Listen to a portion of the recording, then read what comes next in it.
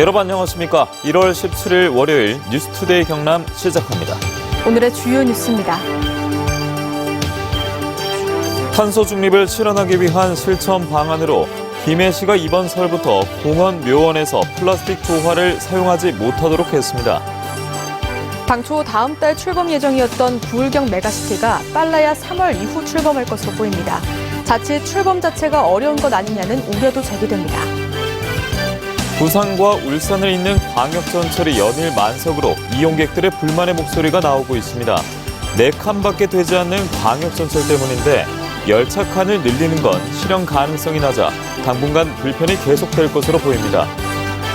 더불어민주당 경남도당이 대선 출범식을 열고 본격적인 선거운동에 들어갔습니다.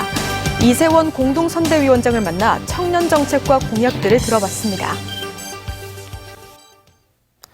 지구온난화의 주범인 이산화탄소 배출을 줄이기 위해선 일상에서 광범위하게 사용되고 있는 플라스틱 제품을 줄이는 것도 중요한데요. 탄소 중립을 실현하기 위한 실천 방안의 하나로 김해시가 이번 설부터 공원 묘원에서 플라스틱 조화를 사용하지 못하도록 했습니다. 문철진 기자입니다. 김해의 한 공원 묘원, 곳곳에 플라스틱으로 만든 조화가 놓여 있습니다. 김해에 있는 공원 묘원 4곳에서 발생하는 조화 쓰레기만 1년에 14톤이 넘습니다. 썩지 않는 조화는 결국 소각장에서 태워 없애야 하는데 그 과정에서 지구온난화의 주범인 이산화탄소가 11톤 이상 배출됩니다. 연간 쓰레기 비용이 한 2천만 원 정도 들고 있습니다. 거의 다 조화 처리 비용입니다. 그리고 토양 오염시키는 부분도 문제가 되고 하기 때문에 김해시는 플라스틱 조화로 인한 환경 오염을 줄이고 탄소 중립에 한 걸음 더 다가서기 위해 이번 설부터 관내 공원묘원에서 조화를 사용할 수 없도록 했습니다. 공원묘원의 조화 판매도 모두 중단시켰습니다.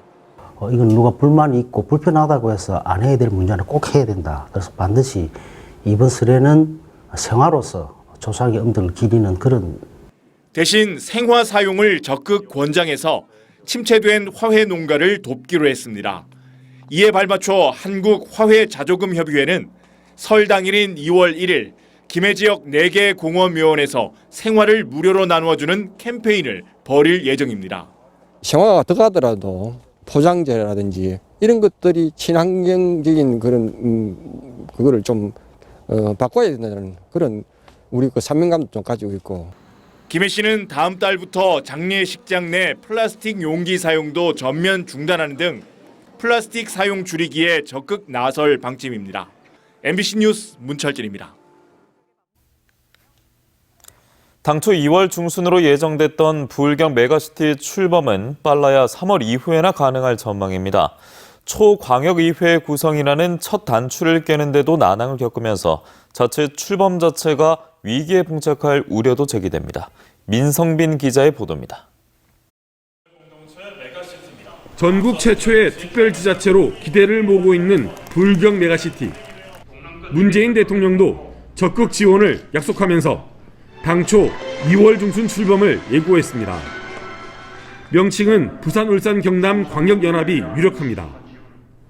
하지만 의결권을 행사할 초광역의회 구성이 지연되면서 사실상 2월 출범은 불가능해졌습니다.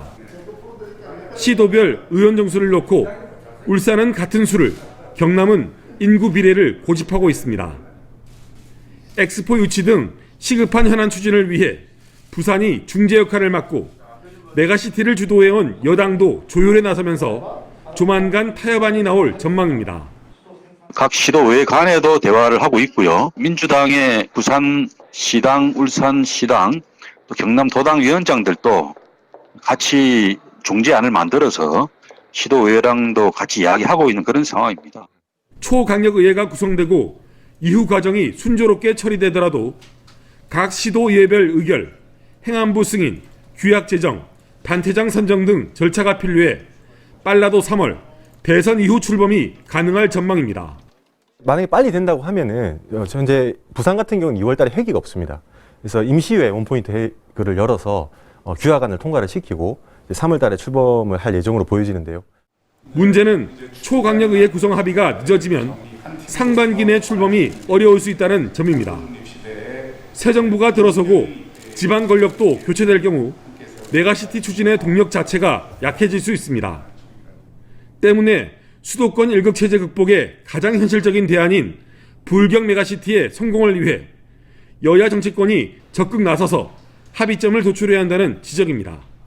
MBC 뉴스 민성빈입니다.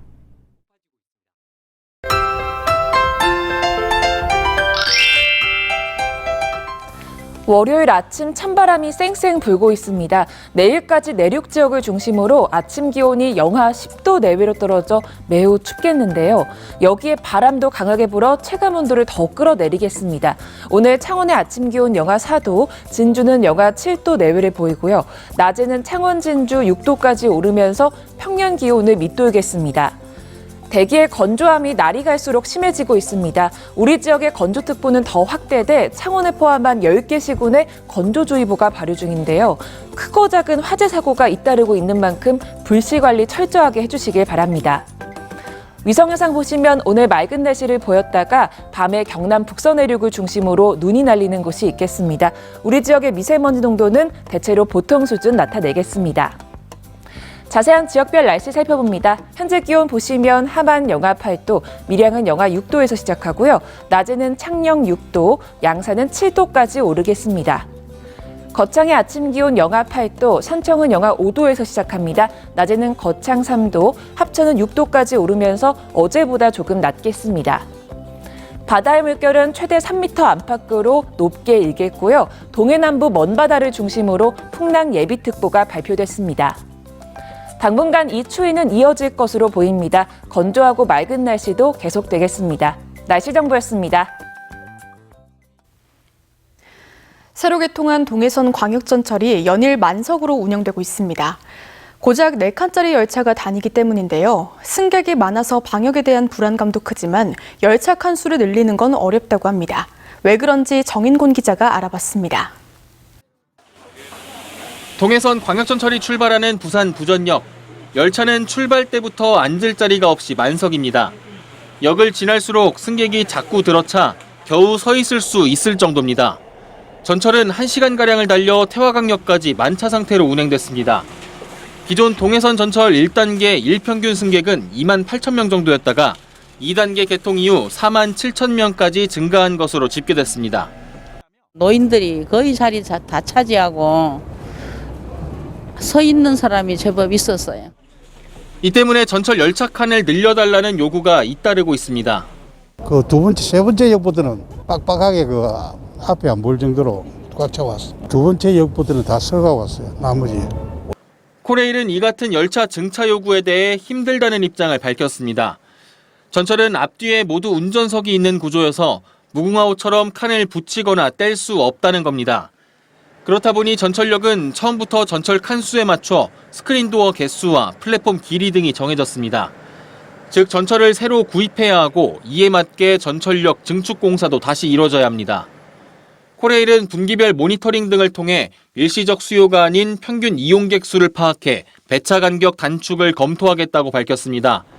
따라서 코레일이 승객 수요 예측을 잘못한 것으로 모니터링 결과가 나올 경우 현재 30분인 배차 간격을 단축하는 것이 전철 혼잡을 줄이는 사실상 유일한 방법입니다. MBC 뉴스 정인곤입니다. 더불어민주당 경남도당이 대선 출범식을 열고 본격적인 선거운동에 들어갔습니다.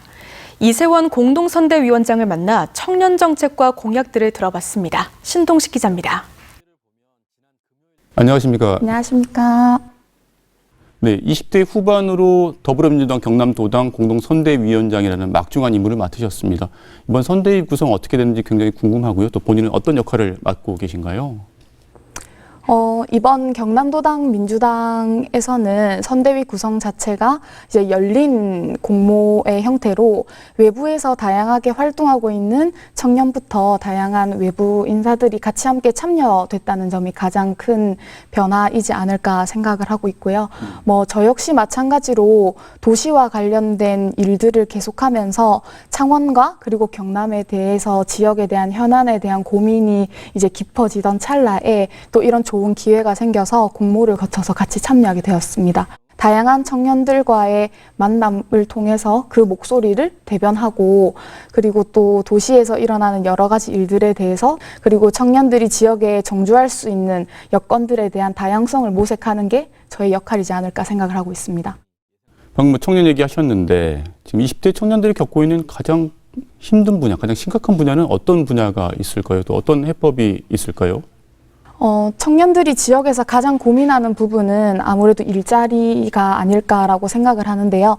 실제로 경남에서는 정량적으로는 다양한 일자리가 있지만 실제로 청년들이 원하는 양질의 일자리는 극히 제한적이지 않을까 생각을 하고 있습니다. 물론 사실은 경남의 산업 구조의 문제상 어쩔 수 없는 부분이지 않을까 생각도 하고 있지만 청년들이 실제로 자기의 삶과 연계해서 커리어 패스가 될 수 있는 그런 직종 일자리들이 많이 조금 열리면 좋지 않을까라는 생각을 하고 있습니다. 그거는 뭐 사실 청년들이 직접 만들 수 있는 상황은 아닌 거고요. 네. 그래서 이제 경상남도나 행정에서 청년들을 위한 다양한 정책들을 발표하고 또 추진하고 있잖아요. 어떻게 성과가 있다고 보시나요? 아니면 좀 보완할 부분들이 있다면 어떤 점들을 좀 보완해야 할까요? 네, 그래서 경남도에서는 사실 청년 친화 도시라든지 청년 특별도를 선포를 하면서 지난 시간 동안 많은 청년 정책들을 추진해 왔는데요. 실제로 청년 정책이라고 하는 게 단기적인 정책도 있을 거고 중장기적인 정책도 있을 거라고 생각을 하고 있습니다. 그래서 단기적이라고 하면은 실제적으로 청년들에게 직접적으로 지원을 할 수 있는 정책들이 있을 수 있을 것 같은데 예를 들면 일자리 지원금이라든지 그런 부분에서는 여러 가지 성과가 있었다고 생각하고 그리고 중장기적인 정책에서도 사실은 청년 7조례가 지난해에 성공적으로 이제 조례가 완성이 되었고 그리고 또 청년 정책 네트워크라고 해서 올해 벌써 이제 4기가 이제 추진이 진행되고 있는 상황인데 그런 걸 통해서 실제로 일반 청년들이 직접 정책을 제안을 하고 그게 사업이 실현이 되는 것까지 해서 첫 단추를 잘 꿰었다고 생각합니다. 하지만 사실 이거 자체는 이제 시작을 하는 단계이기 때문에 앞으로 이제 추후에는 이거 이상으로 해서 실질적으로 실행 가능한 메커니즘을 잘 만드는 게 중요하지 않을까 생각을 하고 있습니다. 그래요. 첨언하자면 사실 청년들이 사업을 시작할 때 그 시작은 좋지만 이분들이 제대로 자리 잡고 인큐베이팅 되고 그 새로운 사업으로 이렇게 성장해 가기까지의 과정이 힘든 거잖아요. 거기를 충분히 이제 지원해주고 서포트해주는 이런 정책들이 필요한데 이건 꾸준한 관심 그리고 이제 꾸준한 정책들이 계속 나와야 되겠다는 생각이 들긴 합니다. 이번 대선 캐스팅 보트라고 할 수 있는 20, 30대 표심을 누가 어떻게 잡느냐가 이번 선거를 결정할 것이다 이렇게 보고 있는데 더불어민주당에서는 어떤 방향과 방법으로 표심을 잡을 것인지 어떤 계획 갖고 계십니까? 우선 20, 30대가 고민하고 있는 가장 큰 두 가지 문제가 일자리 그리고 주거 환경이라고 생각을 합니다. 그래서 일자리라고 한다면은 단순히 양적으로 많은 일자리를 여는 게 중요한 게 아니고 실제적으로 청년들이 피부와 닿게끔 체감할 수 있는 청년들의 삶과 연계될 수 있는 커리어 패스가 반영된 일자리, 질 좋은 일자리들을 넣는 거가 가장 중요하다고 생각을 하고요. 그리고 그런 것들이 실제로 이재명 후보께서 잘 반영을 해서 많은 공약들을 지금 내고 계신 걸로 알고 있습니다. 그리고 두 번째로 주거 환경 같은 문제는 실제 통계 조사에 따르면은 독립을 하는 청년들의 세대는 많이 늘고 있는데 실제로 그 청년들이 거주하는 공간은 이제 급여가 낮다 보니 거기에 맞추어서 다가구에서 생활을 하는 경우가 훨씬 더 많이 늘고 있는데 그런 것들 좀 완화하기 위해서 지금 단순히 청년주택이라고 해서 임대 혹은 매입을 하는 형태가 아니라 그런 것들을 사회적 주택이라든지 여러 가지 방안을 통해서 청년주택을 풀어가는 그런 방법들도 좀 깊은 고민이 필요하지 않나 이런 생각을 하고 있습니다. 네, 오늘 말씀 고맙습니다. 네, 감사합니다. 네, 다음은 희망 2022 이웃돕기 성금을 보내주신 분들입니다. 함영군 병곡면 축동마을 주민들, 월암경로당 회원들, 연서마을 주민들, 거창군 마리면 지동마을 주민들, 위천면 산불감시원 1동 각각 10만 원. 합천군 적충면 중부마을 박영태 이장회 주민들, 월막 전병환님께서 각각 20만 원. 중부할머니 경로당 양귀남 회장회 회원들, 외죽고 경로당 김종상 회장외 회원들, 월막 경로당 전두환 회장외 회원들께서 각각 10만 원, 거창군 가조면 상마마을 경로당에서 20만 원, 합천군 적중면 상부부녀회 백명자 회장외 회원들, 통영시 광도면 용호마을 서병길님, 거창군 남하면 가천마을회, 사천시 비룡타운 광장 운영회에서 각각 10만 원을 보내주셨습니다. 성금을 보내주신 분들께 감사드립니다.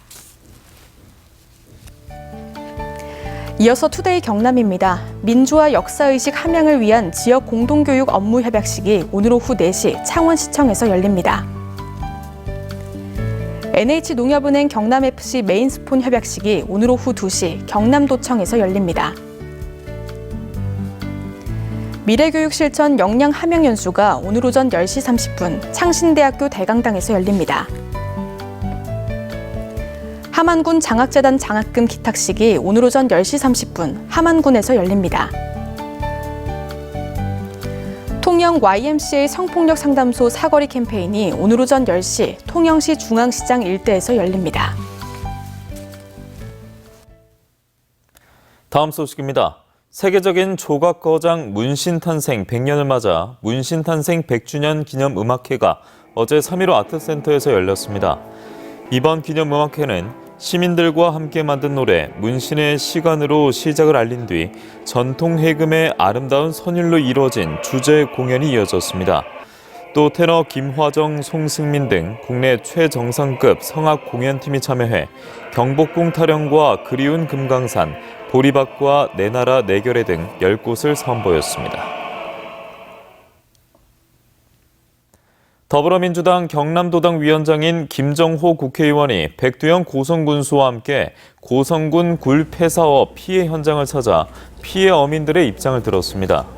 이 자리에서 김 도당 위원장은 들었던 피해보다 상황이 더 심각하다며 정부 차원에서 설 전에 피해 지원이 될 수 있도록 최선의 노력을 다하겠다고 밝혔습니다. 한편 국립수산과학원 남동해 수산연구소에 따르면 지난해 8, 9월 이후 먹이생물 부족으로 고성군에만 134개어가 39억 원의 굴 폐사가 발생했습니다. 창원 세관은 경남의 지난해 수출이 413억 달러, 수입이 217억 달러로 무역 수지는 196억 달러 흑자를 기록했다고 밝혔습니다. 지난해 수출의 경우 철강과 전기 전자제품, 선박 등의 성장으로 2018년 이후 가장 높은 수출을 기록해 코로나19 충격에서 차츰 벗어나고 있는 것으로 창원 세관은 분석했습니다. 한편 지난해 수입은 코로나19 확산으로 감소했던 수익 금액이 대부분 증가했습니다.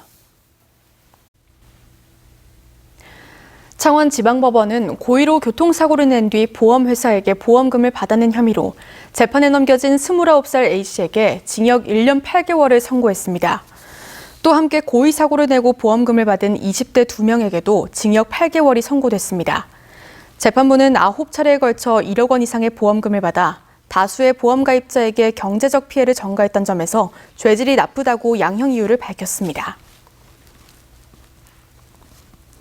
창원해양경찰서는 설을 앞두고 내일부터 다음 달 4일까지 민생침해 범죄에 대한 특별 단속을 벌입니다.